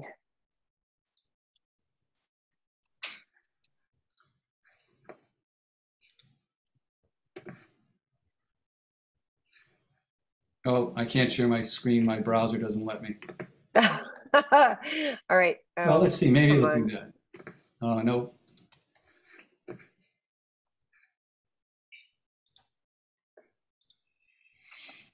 But just to go through it, the first one was the nonconformity with non-conforming uses. That was an easy one to match the state, change from 1 year to 2 years, what the state is.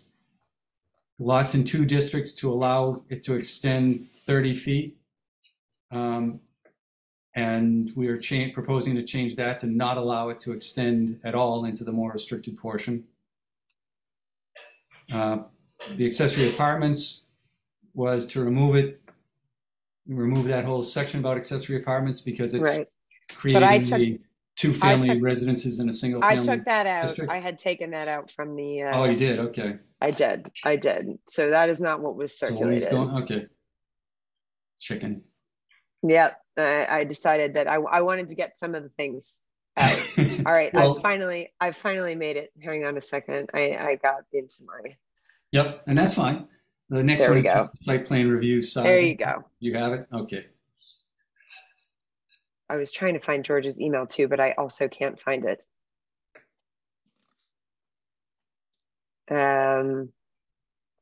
Right.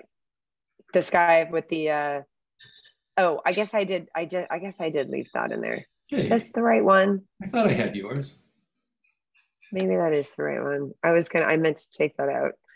But anyway. Well, no, I think we decided to leave it in just to get discussion going, to see if everybody was hair on fire. That's right. And we didn't get any discussion beyond, Mr. Femio definitely gave us his objections while he was here at our meeting.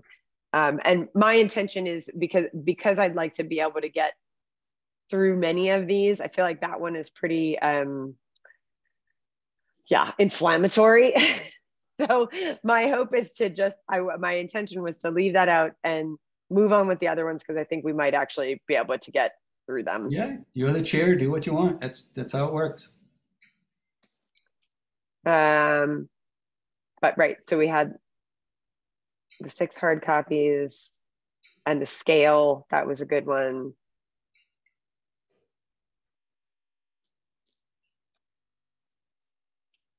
Just on the stormwater management, is this something that we should wait for that the presentation we just received?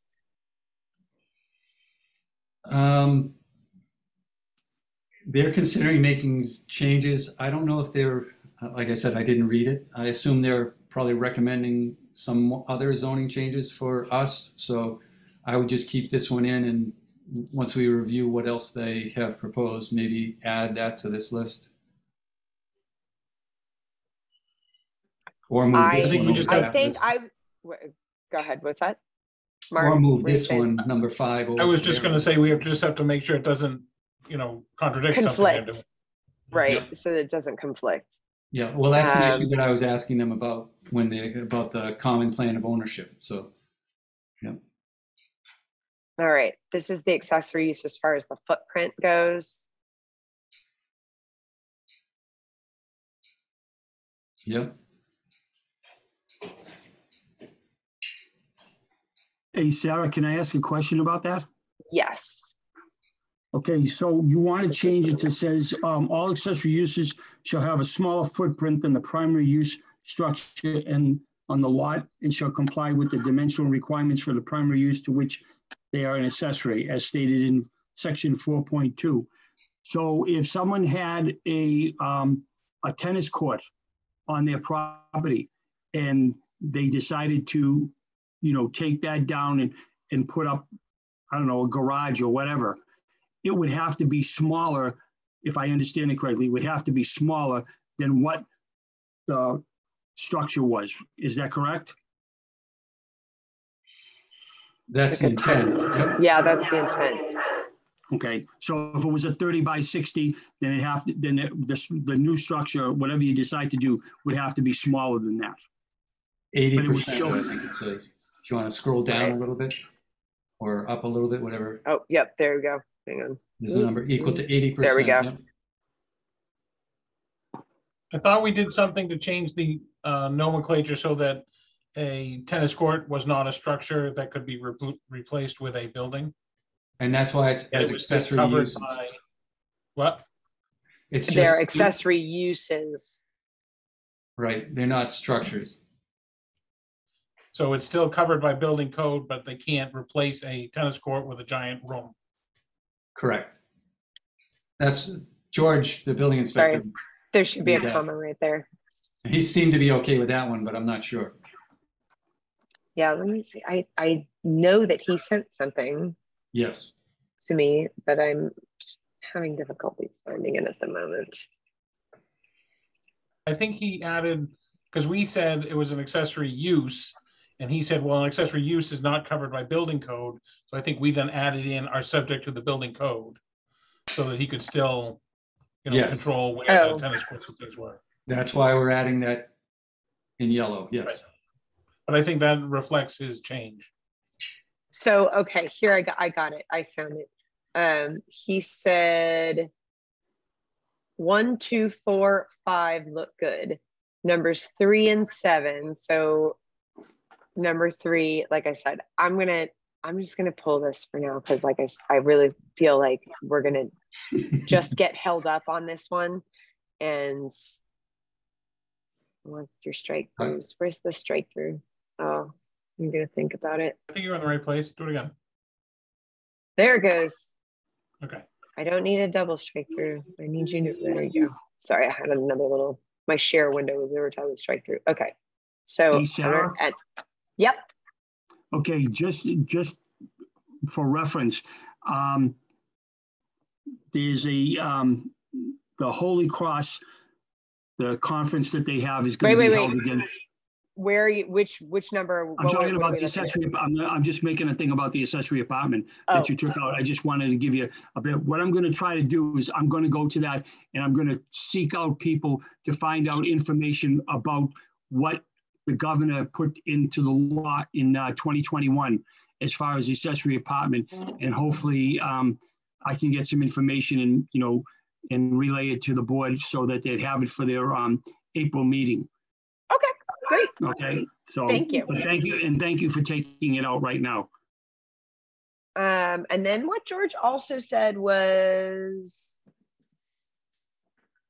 3 and 7, I think, should be discussed and clarified with more detail. Well, we know why he says that about number 7. Right, and so I made the change, and if you could include it on this one, on 7, where we were adding the exterior walls, we should say the shape of the exterior walls.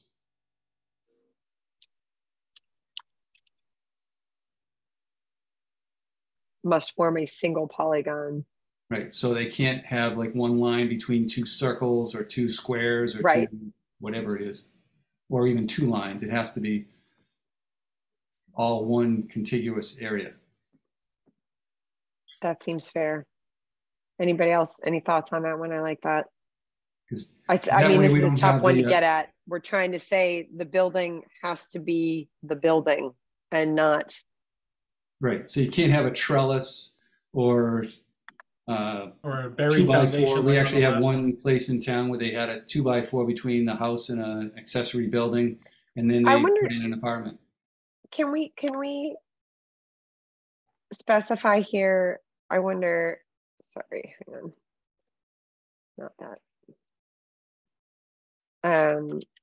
Something like a oh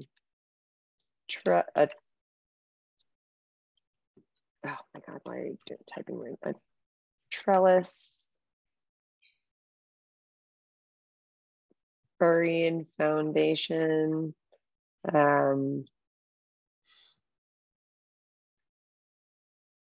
don't know what else. I'm trying to get it, buried foundation or something. Yeah, that's what I was thinking. That's right? Shall not constitute between, oh wait, hang on. Or something. I just put that in for now. Between two buildings shall not connecting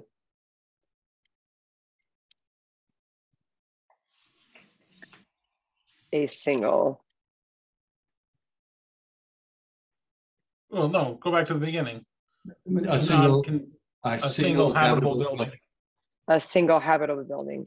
Yeah, just go back to use the same lingo. Yep. Dwelling. Oh no, habitable building. Right, building. Thought it was dwelling, but that's all right. Or like, what is that? My or what? Or 2x4.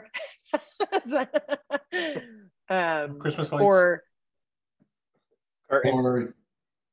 Or the like, or similar. Yeah, or similar.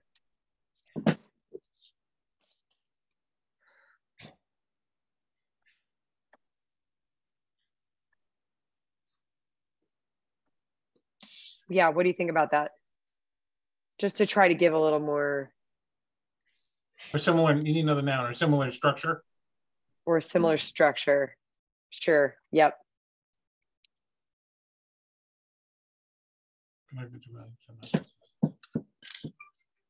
Yeah, I think that gives the idea for people who are unfamiliar with what we're wrestling with, because who would think that a trellis would really be considered a connection or making it a habitable dwelling? But agreed. People do. Agreed. Yeah, well, I mean, what we're talking about is foundation. for all intents and purposes, like what we're talking about, they look like two separate buildings, and they're being considered to be one. Right. And that's what we're trying to get away from. Yes, and it's an interpretation, because I've talked to 2 other building inspectors and they can't see that interpretation in their town. Right. So we're just, I like this. I like this. I think this is nice and clear. Which Vinny, what interpretation are they leaning towards? 2 buildings with a trellis is okay or not okay? Not okay. And then 2 buildings connected by the foundation walls is not okay. Okay, all right. Right. A building is a building is what they kind of said. Shouldn't take that much thought. I mean, should I say connecting 2 buildings that otherwise appear to be completely separate? No, it's all right. The point is there. Really, I'm hoping that's the point. That is the point. I think we should be able to get through it. No, but I mean, like what you're saying about the shape of the exterior walls of a habitable building must form a single polygon and not appear to be 2 buildings, in any way, or something like that would be what we're trying to get across. Right. But I mean, I'm okay with it like this because it's dependable. But what you were mentioning really drives the point home. It should not look like 2 buildings on the ground, and pretend that it's not. Right. So George's other comment here was number 6. Perhaps consideration can be given to those lots of 40,000 square feet or less. That is, establish a lot coverage for those smaller lots to avoid any oversized structures. Yeah, we could write it for all sorts of different things, but I think it's still reasonable, even on a 20,000 square foot lot, that if they want an accessory building, an accessory use equal to 80% of the main footprint, I think that's still reasonable on a small one. I don't know that we need something for small. I agree, because ultimately, I mean, if your lot's not very big and you're trying, I mean, even if 80% of your building is still pretty large, you're going to run into other bylaws like setbacks and things like that if you don't have the room for it. Yep. I mean, are we sort of, I mean, couldn't they just say, well, then I'm going to make it 120, but this side is now the accessory part? I mean, it could be a.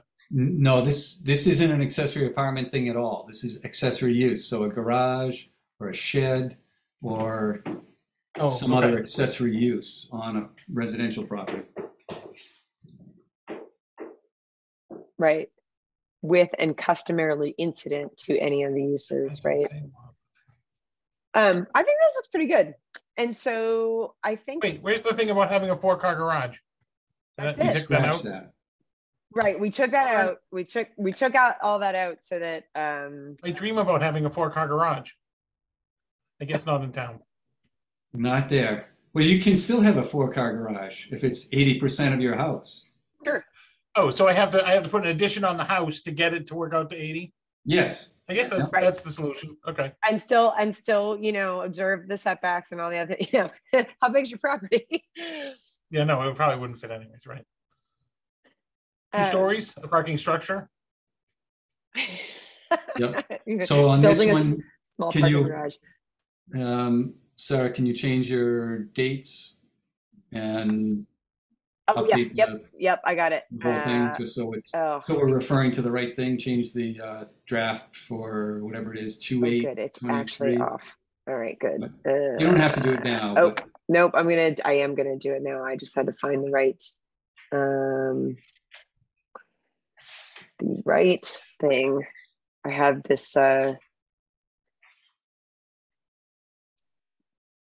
OneDrive thing through my work where it auto saves things if you're not careful, but it saves it over on the draft that you already.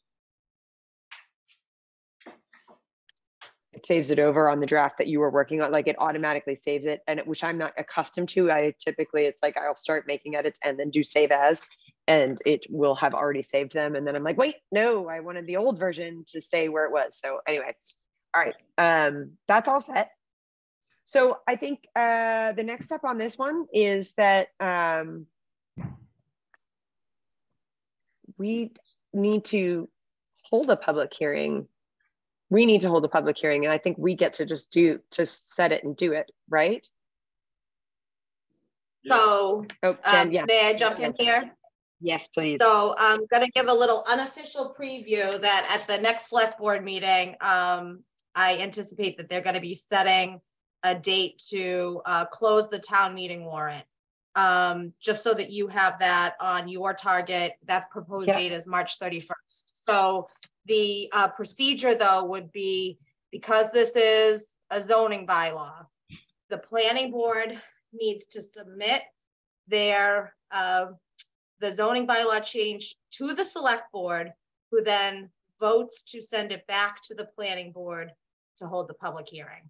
So gotcha. It's under 40A, it's a little bit of a interesting procedural step, especially when something's being initiated by the planning board, but that is the procedure. So you'd send it to the select board, who will vote to send it back to you.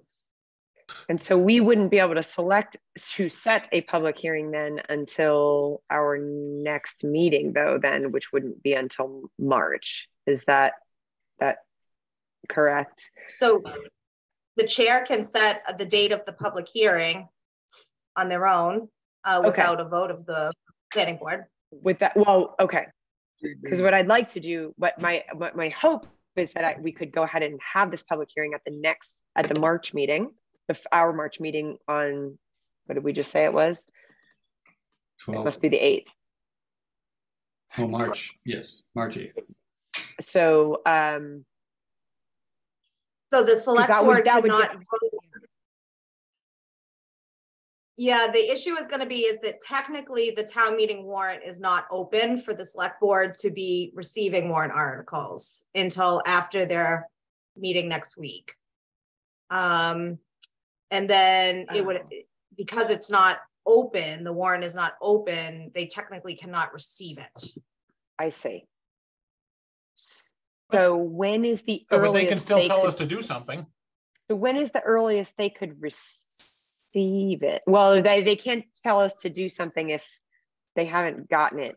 Yeah, I think we're okay just because we're not going to be able to hold our public hearing for the warrant article next month. So what we have to do is we have to send it to the select board whenever they get it. And then we could actually hold our public hearing the day before town meeting. So there's no rush to do our public hearing. So we have to get it to the select board, then they refer it back to us. Then we schedule the public hearing and that has to be within 6 months of the town meeting. So we should be all set with that. So, but wait, so if the public hearing comes out though, and there need to be changes, or we decide there need to be changes before it goes on the warrant, how does that work? We make the changes to the warrant. Whatever comes out of that, we can only, even if it's right before the, like, even if it's right before the meeting? then you do it at the meeting. Oh, okay. That's why we would like to do it earlier. But as long as So we're not making things more stringent or more restrictive, we can make changes after the public hearing. And actually, I think after our public hearing, we can make any changes we want, but at the town meeting, we can only make less restrictive, minor, tiny changes. Right, just to piggyback on what Vinny is stating. So I anticipate that the select board is likely to vote on approving and signing the warrant in late April. So if you hold your public hearing at your regular meeting in April, that's sufficient time.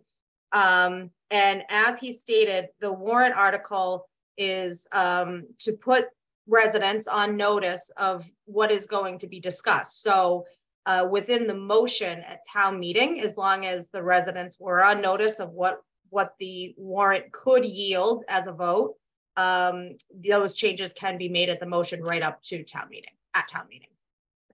My intention originally, when we started talking about this, about doing this, was that we would have a meeting that was maybe not our regular meetings, right? But maybe on our schedule of our normal, like, second and fourth, like maybe like a fourth that we've not been holding for a long time, so that we could just discuss this and move on, right? And not have other things to talk about, but so we could just get these through, have the hearing and move on. Would everybody be amenable to that? And the reason I say that is because we just set a public hearing for the April meeting. And we don't have one for March, which is what I was hoping for, but we can't do it for March, right? So what do you think, Raj? My feeling is, these are all very simple changes. Yeah. Not going to change the entire bylaw or anything. So, okay. And also, how much public interest will be there in this changing the bylaws. So I don't think, my feeling is, it won't take much time, okay. Maybe 15 minutes to half 20 minutes. So we should keep it with our regular meetings. So we can, this is my way, but it's up to. I mean, if we don't think there's going to be a bunch of anything interest that we can just move it along the chain, then that's fine with me. And we could it sounds like we could do it at our April meeting. We can discuss it. So help me again. I'm sorry. Help me again on the timeline. So I'm going to send this to the select board, but the select board can't actually do anything with it until when? Wait a minute. Is this new? This is MGL Chapter 40A. This is the requirements of 40A. But we've had the Zoning Act. Public hearings for bylaws before they're on the warrant before. They should have been sent to the select board first and then sent back to the planning board. And we didn't. Right. Yeah. But so I can do that today, and at the next select board meeting, they could kick it back to us so that. Technically, the warrant is not open. The warrant is not open right now. Is the warrant timing critical on the public hearing or on this part of the paperwork? All of it. Okay. I guess. Okay. We need a new town administrator that lets us do what we want to do. That's not the answer we want. So I'm gonna take this document and I'm gonna send it to you, Jen, and say, please send this on to the select board for review or consideration. And you will give it to them when? So perhaps your vote should be to submit it through the chair so the chair on her own can submit it to the select board as soon as the warrant is open. So your vote is prospective. And when then Sarah will just hold it So Sarah will hold it until this, as soon as the select board sets the date for the town meeting, which contrary to popular opinion is not the third Monday, it's just the third week, which is why the select board needs to set the date. That's when the warrant opens, is when they set the date, that is when the warrant opens. Okay. So we could open the warrant on the next meeting. You would, yeah, that will be on your agenda. Yeah, to open the warrant and set a date to close the warrant. Okay. And so I will send it over to the select board at that time. At their next meeting, they will say, please come back, right? Go ahead. Can I say that? Why don't we make a motion tonight to send it to the select board, give the authorization for the chairman to send it to the select board now. Let the town administrator put it on the agenda whenever this appropriate. Well, if it was on the agenda following the item on the select board agenda where you set the date for town meeting, technically the warrant will be open as soon as that vote is taken. Yep. So let's. As stated by the confusing language. So let's set, Mark, there is nothing wrong in sending it tonight. A request to the select board to put it, the bylaw changes. To consider it when the warrant when the warrant is open. Yep. Yes. So I make that motion. So moved. All right, you may. Right. Great. Second, Mark, you're seconding. Second. Okay. Thank you. All right. I will take a roll call and I go in order of the people on my screen. Frank? Yes. Vinny? Yes. Mark? Yes. Raj? Yes. And I am a yes.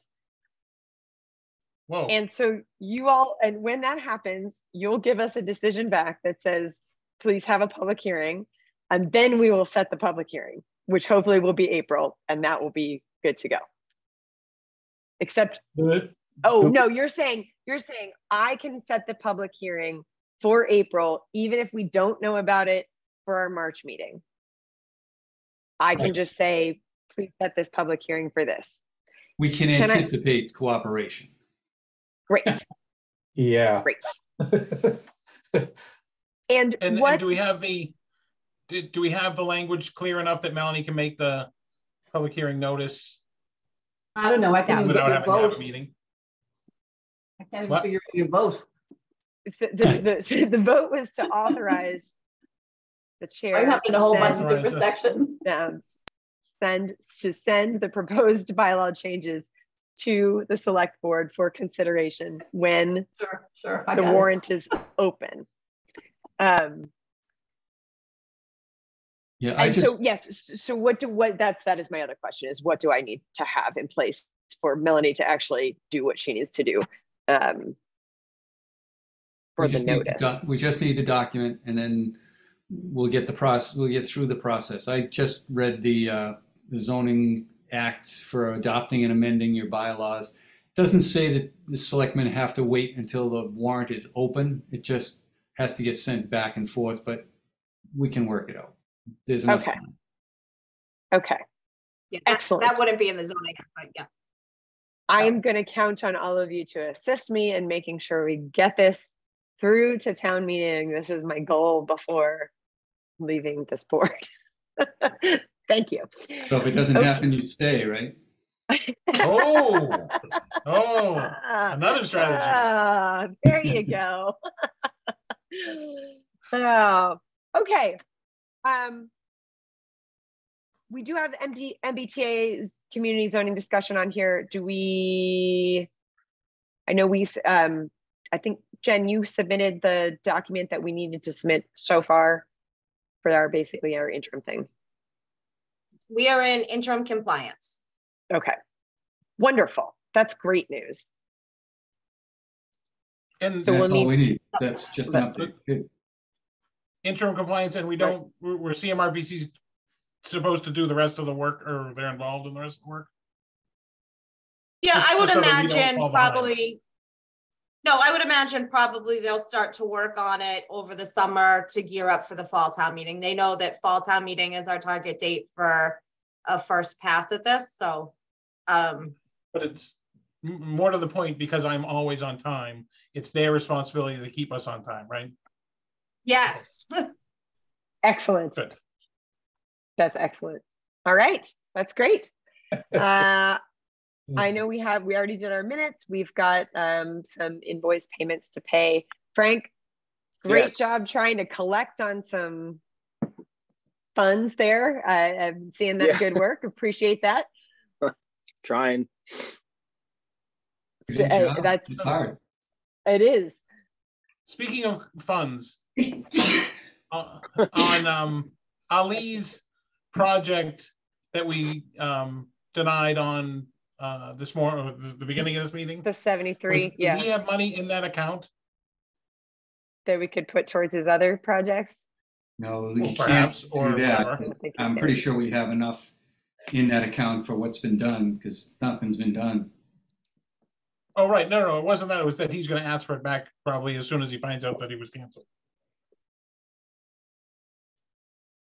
Yeah, that's a possibility, but Melanie will take care of it.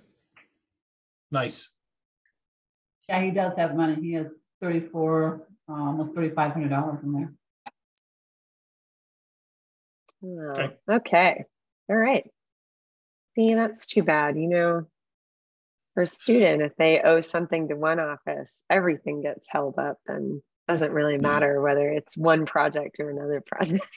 Okay. Sarah, I think, yes, Dave. can you, the changes that you made to the zoning bylaw changes, can you send that to the ZBA tomorrow? Surely. Are you guys going to have some comments for us? I don't know. Like I said, I haven't seen nothing, so I don't know, only what I've seen at your meetings. And I know that Toby's on top of everything, so if she would have gotten it, she would have sent it to us, and I have not seen anything, so. It was sent out on January 23rd, Dave. Okay. Yeah, I was gonna say, we did already send it, so. Okay, well, can you send us- maybe, why don't you ask Chris if he got it and see if it's gonna be on the next agenda? Well, actually, since we made revisions to it, so why don't we send this new version out to everybody, so that everybody's kind of looking at the same thing. Thank Melanie, you. I'll send this to you right now, so that you have it.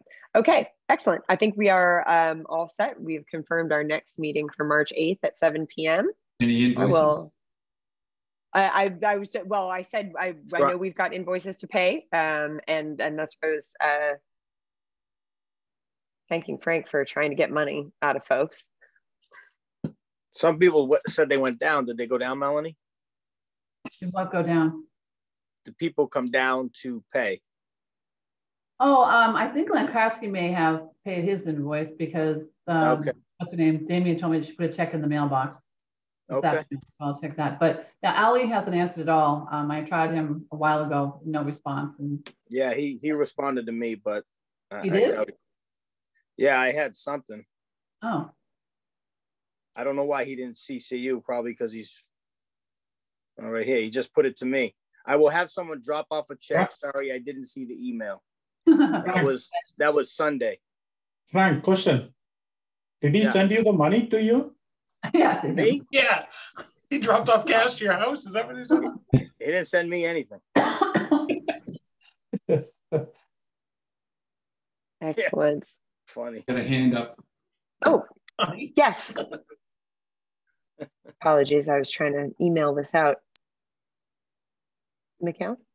Yes, if I may, regarding the earlier projects that we were discussing, when I came on this meeting, I thought I was basically getting a confirmation as to when I would be before your board.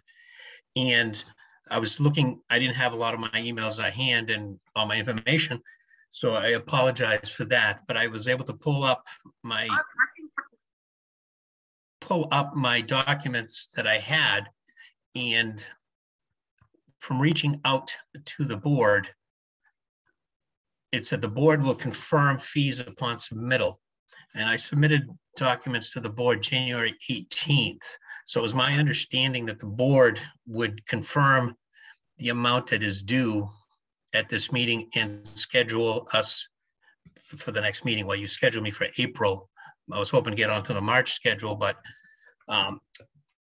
there was, I think, a little confusion. And I also wanted to confirm, based on the other gentleman that was on earlier, that the board has received my documents, because we delivered everything to the town clerk, the copies that were requested, drainage reports, zip files electronically. And I just want to make sure that all that information was there.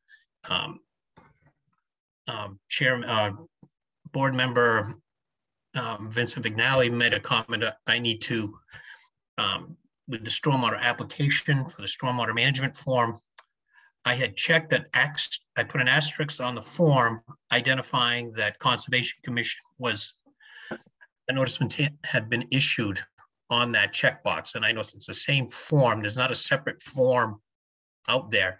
And the DPW is the authority per your bylaw.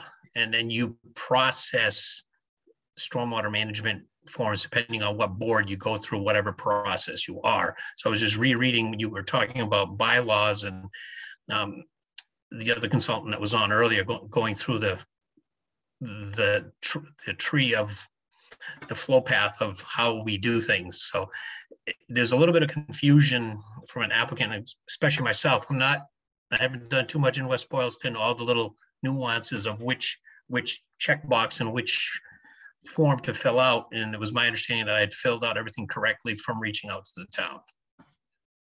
And I'm assuming I'm still on for the 12th, pending a check. Am I correct? It's April 12th, right? April? Yes. So the only outstanding item that I believe I have is the filing fee check, which is to be determined by you folks per the email chains that I have here. If you want to interpret it that way, that you could, and then when you go for your building permits, you can apply for a stormwater permit at that point. But right now, if you don't apply and check off the box for a stormwater permit, we're not going to post the public hearing to be a stormwater management permit hearing. So if you want to come back to us to get a stormwater permit from the planning board, we would then have to post a new public hearing, right, and follow the process that's in the general bylaws. So it's just in your, it would seem to me, in your best interest to check off the box, and then we do it all at once. Or you can do it with, like I said, the building inspector, like it said on that spreadsheet or on the list that the person from Weston and Sampson pulled up, was that typically it's done by planning board under site plan review and subdivision. And then if it's not done through them, then it gets picked up by either Concom or building inspector. So you can get it at any stage. Okay. Well, I had put an asterisk and a note on it. I didn't check the box per se, put an X in the box. I put an asterisk next to the box and put a note of the order of conditions obtained and when they were obtained and the DEP file number associated with it, copy included. And that's why I asked the question. That's why I asked the question, did you get a special permit from them?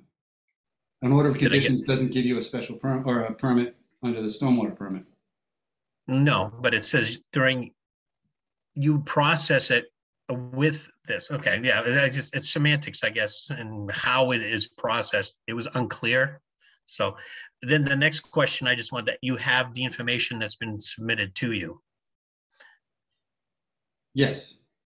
Okay. Yes, Melanie, we've gotten all that, right? I think I remember looking at something. Yeah, everything was received, and I actually sent it off to Wayne during this meeting, so he has it as well. Okay, because I'm like, I know I made a zip folder and emailed it to everybody, and I'm like, I'm hoping it made it. It did. That it didn't go into junk mail or somewhere else. But And Vinny, I mean, Vinny is right. We have absolutely had projects where they didn't check one of the boxes, and then we had to come back and have a second public hearing after we'd already had the first, which obviously is not great for anybody. So Okay, that's so all, from an just advertising precaution. perspective, okay, that I understand that element of it. So now you folks take out the ad, you guys place an ad and you will notify me the exact time and date that I can circulate that information to the abutters. No, what I will do is I will create the hearing notice. I will send it to you, the public hearing notice. You put it in the paper and you notify the abutters. Oh, we take out the ad? Yeah. We take out the ad and not the town? No, I'll make it up for you and you. Okay, again, everybody does it differently. Sometimes, okay, I'm glad I asked because usually it's the town and they send us a bill. And that's, I wanted to confirm that. Right. Yeah, we wrote in our bylaws because that was the old way of doing it about 15 years ago, but we adjusted our bylaws because sometimes things got submitted and the town didn't get things advertised correctly or forgot on a butter or something like that. And then the town was responsible for it. So we just said, well, let's put it on the applicant. And if they mess up, it's their dollar. Okay. People in. Well, yeah, and even on this project, a little misstep here, we requested the certified abutters and we were given the wrong property. So I've already kind of been on my heels already with this to begin with. So I apologize for any misunderstanding or missing information, but I was trying to do everything what was missing in the previous project earlier when this went through your board a few years ago. So, all right, thank you for your time.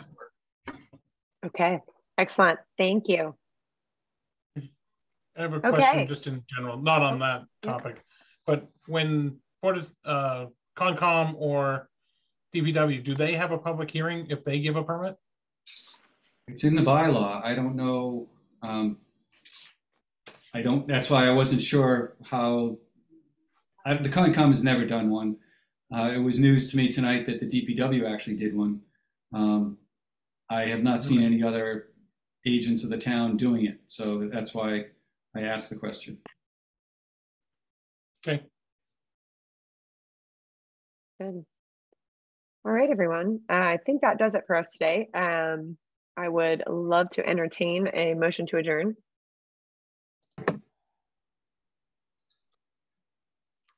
Anybody? Nobody wants to sit. Raj. I love your faces, but you know. Mark, you want to stay there? No, Raj always does motions to adjourn. Motion to adjourn. Thank you. Do I have a second? Second. Thank you, Frank. All right, roll call. Frank, you're up first. Yes. Mark? Yes. Vinny? Yes. Raj? Yes. And I am also a yes. Thank you all for your time and efforts. I appreciate you all. And we will see you next time.